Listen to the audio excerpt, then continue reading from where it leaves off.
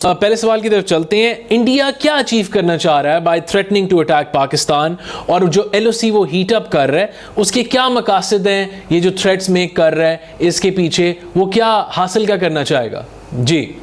دیکھیں, ہندوستان میں دو بڑی بنیادی تبدیلیاں رونما ہوئی ہیں ان حالیہ سالوں میں. ایک تو وہ فلسفہ حیات جس پہ ہندوستان اتنے سال چل رہا تھا, وہ موجودہ حکومت نے آ کے تبدیل کیا ہے, جس کے روح رواں نریندر مودی ہیں, لیکن ان کے پیچھے ایک پوری جماعت ہے بی جے پی, جس کے پیچھے وہ فلسفہ ہے جو آر ایس ایس کے بانیوں نے ان کو دیا تھا. اور وہ فلسفہ یہ ہے کہ اب ہندوستان میں صرف ہندو ریاست ہوگی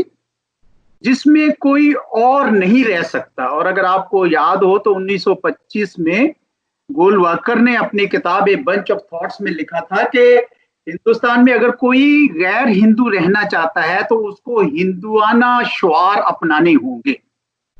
تو ایک تو یہ ہندوستان میں تبدیلی آ رہی ہے جس کی وجہ سے اندرونی خلفشار بہت بڑھ گیا ہے, اور وہ جو ایک جمہوریت اور ایک پلورلزم کا جو سارا سلسلہ ہوتا تھا وہ لگتا ہے کہ اب ہندوستان میں وہ خطرے میں ہے, اور ہندوستان کے اندر سے ایک بڑی ہی آوازیں اٹھ رہی ہیں کہ یہ جو ہماری سمت ہے وہ کیا ہے. دوسری طرف دوسرا جو نقطہ ہے وہ یہ ہے کہ ہندوستان نے موجودہ قیادت کے آنے کے بعد بھی اور تھوڑا سا اس سے پہلے بھی ایک علاقے میں اپنی برتری, اپنی فضیلت قائم کرنے کے لیے, جس کو انگریزی میں ہیجمنی کہتے ہیں, اس کا ایک پالیسی ڈیسیژن لیا کہ ہم اس طرف چلیں گے. اور یہ جتنے ہمارے ارد گرد کے لوگ ہیں جو ملک ہیں وہ ہندوستان کی تسلط کو, ہندوستان کی برتری کو مانے. تو یہ دو تبدیلیاں ہیں جو بڑی تبدیلیاں آئی ہیں ہندوستان کے اندر. اب علاقے میں بھی ایک تبدیلی آئی ہے بہت بڑی. علاقے میں تبدیلی یہ آئی کہ امریکہ جو چین کو اپنا ایک سمجھ رہا تھا کہ یہ ہمارا ایک مسابقہ ان کے ساتھ پڑ گیا ہے, ایک مقابلہ ہے ان کے ساتھ, جو ہمارے ایک رائیول کے طور پر اٹھ رہے ہیں, اس کا مقابلہ کرنے کے لیے ہندوستان ہمارا ایک بہت اچھا ساتھی ہو سکتا ہے. تو اس نے بھی مودی حکومت کو مزید حوصلہ دیا کہ وہ اپنے آپ کو اس علاقے کا تھانے دار یا پولیس مین یا ہیجمون پار کے طور پر اپنانے کی کوشش کریں. اب اس کے نتیجے میں سارے ممالک تو ایسے نہیں ہیں کہ جو ان کی ہیجمنی کو قبول کر لیں. تو جو دو بڑے چیلنج ہندوستان کو آئے ہیں اس سارے علاقے میں, وہ ایک تو پاکستان سے آیا, کیونکہ پاکستان جو ہے وہ ہندوستان کی کسی قسم کی برتری کو ماننے کو تیار نہیں ہے. سوورن ایکویلٹی کی ہمیشہ ہم نے بات کی ہے کہ ایک باہمی احترام, باہمی بنیادوں پر, باہمی احترام اور باہمی مفاد کی بنیادوں پر ہم اپنے تعلقات آپ سے استوار کریں. تو ہندوستان کے لیے ہم ایک کھٹکا ہے. دوسرا بڑا کھٹکا جو ہندوستان کے لیے ہے وہ ہے چین, کیونکہ چین جو ہے وہ ایک ابھرتی ہوئی طاقت ہے, ابھرتی ہوئی عالمی طاقت ہے. یعنی علاقائی طاقت سے اب اس کا سٹیٹس بڑھ کے عالمی طاقت کی طرف ہوتا جا رہا ہے. تو ہندوستان اس میں ہے کہ بھائی یہ چین جو ابھر رہا ہے, جیسے کہ یہ ہندوستان کی اس علاقے میں جو اثر و نفوذ ہے وہ خطرے میں پڑ جائے گا. تو اب اس تناؤ کی کیفیت میں, یعنی ایک طرف تو داخلی تناؤ ہے ہندوستان میں, اوپر سے علاقائی تناؤ ہے, تو ایسے میں ایسی جو حکومتیں ہوتی ہیں وہ پھر کیا کرتی ہیں, وہ دھمکیاں دیتی ہیں کہ جو ڈر گیا اس کو دبا دو, اور جو نہ ڈرا اس سے دب جاؤ. یہ بلی جو آپ سمجھتے ہیں انگریزی میں بلیز کی, یہ عام یعنی ہوتی ہے کہ روش. تو ہندوستان نے پاکستان کے ساتھ آپ کو پتا ہے کہ کتنی دیر سے کبھی سرجیکل سٹرائکس کے نام پر, کبھی کشمیر میں ظلم کرنے کے نام پر, کبھی ایل او سی میں مسلسل گولہ باری کرنے کے نام پر, اور آج کل سفارتی محاذ پر بھی وہ ہمارے سفارتکاروں کو ہراساں کر کے, آج ہی کی خبر ہے کہ وہ ادا کرنا چاہتے ہیں تعداد جو ہیں دونوں ملکوں میں جو ہائی کمیشنز کی ہیں، تو وہ پاکستان پہ دباؤ ڈال رہے ہیں یہ تمام چیزوں کے. پاکستان نے، یہ ہماری کچھ خوش قسمتی بھی ہے کہ جب فروری 2019 میں انہوں نے جب کوشش کی بالا کوٹ پہ حملہ کرنے کی، ایک سرجیکل سٹرائک کی، اور اس کے نتیجے میں ان کے 2 جہاز بھی گرے، پائلٹ بھی گرفتار ہوا، اور پھر ہم نے، میرا خیال ہے ہماری قیادت نے بہت بڑا دل نکالا اور اچھا کیا کہ انہوں نے پائلٹ کو چھوڑ دیا. تو یہ تناؤ اس پس منظر میں ہے ہندوستان. اب کیا ہندوستان پاکستان پر کوئی لمیٹڈ وار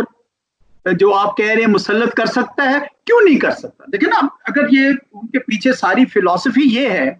اور ہم اس کو ماننے کو تیار نہیں ہیں، اور اس کے جو وار اس نے کیے ہیں وہ سارے کامیاب نہیں ہوئے ہیں، تو وہ کچھ بھی کر سکتا ہے. اسی لیے پاکستان کی قیادت کی طرف سے بار بار یہ بات آ رہی ہے کہ یہ ہو سکتا ہے کہ کوئی فالس فلیگ آپریشن کریں تاکہ اس بات کا جواز بنایا جا سکے کہ پاکستان کے خلاف کوئی ہم کاروائی کریں، کیونکہ پہلی کاروائیاں کامیاب نہیں ہوئی ہیں. تو آپ کے سوال کا جو میں نے جواب جو دیا ہے وہ یہی ہے کہ داخلی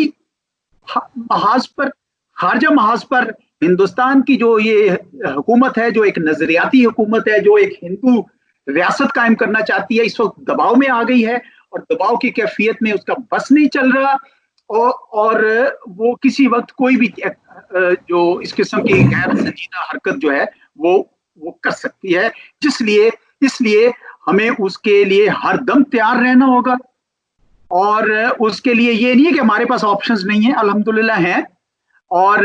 جس طرح امریکہ کے ساتھ دوستی پر وہ نازاں ہو رہا ہے، میں سمجھتا ہوں کہ اس کی غلط فہمی ہے، کیونکہ اس خطے میں پاکستان، چین، ہندوستان اور طاقتیں موجود ہیں. ہمیں اس خطے کو پرامن کرنے کے لیے آپس میں تعاون کرنے کی ضرورت ہے، اور اگر ہندوستان یہ سمجھتا ہے کہ چین کو اور پاکستان کو بیک وقت جو ہے وہ ٹیک آن کر سکتا ہے، تو یہ اس کی کوئی میرے خیال میں خام خیالی ہے. تاہم ہمیں تیار رہنا چاہیے. اطہر جاوید صاحب، آپ اس میں کچھ ایڈ آن کرنا چاہیں گے؟ جی بالکل، میں بھی اس بات سے اتفاق کرتا ہوں جو چودھری صاحب فرما رہے ہیں. میں صرف ایک بات کچھ ایڈ کروں گا اس میں کہ جب داخلی ہم بات کر رہے ہیں ہندوستان کی، چونکہ ہندوستان کی جو وہ ہندوتوا جسے چودھری صاحب فرما رہے ہیں، نظریاتی جو اس وقت حکومت ہے، اس نے اوورٹیک کیا ہے تمام پرانی وہ جو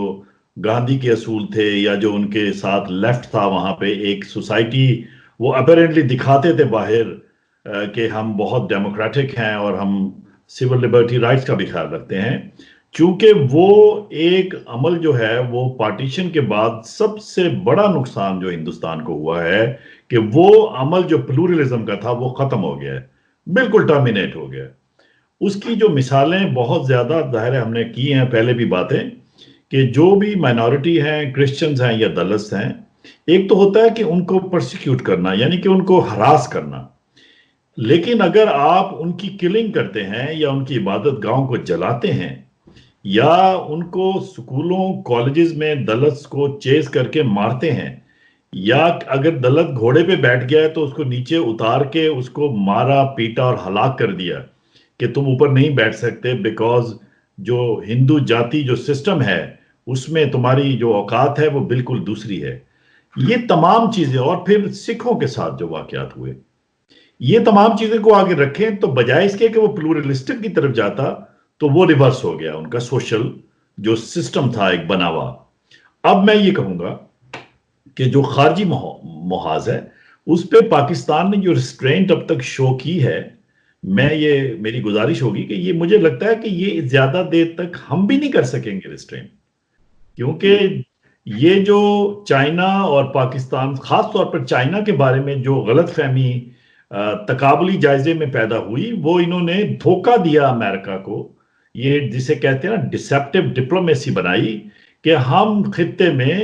آپ کے میں بھی انٹرسٹ کو فالو کریں، لیکن چونکہ یو ایس جو فورن پالیسی ہے وہ ان کے اپنے انٹرسٹ پہ بیسڈ ہے. انہوں نے اسی لیے پاکستان کو جب دوبارہ انگیج کیا تو پاکستان کا جو کردار ہے ریجن میں پیس کے حوالے سے وہ بھی بڑا واضح ہے.